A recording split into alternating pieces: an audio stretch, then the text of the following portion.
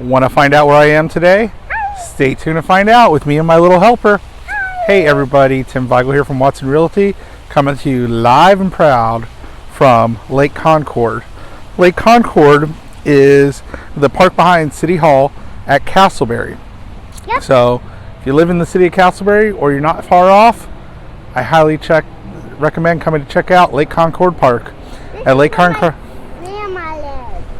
Grandma lives in Casselberry, but at Lake Concord Park, it's off a beautiful lake, which you might be able to see the Christmas tree in the background.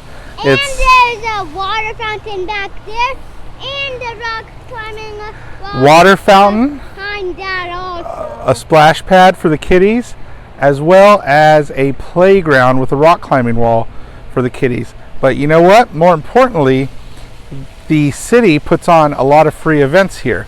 Yeah. So come out typically the second Friday of every month, and you get to mingle with everyone hanging out in the park. They'll be sitting here, set up picnic shops. There'll be vendors that you'd be able to go ahead and speak with and learn more about their products and doing business in city of Casselberry. Daddy, how do you know all that? Because I'm paid to know. They and also have. Because you've lived here before.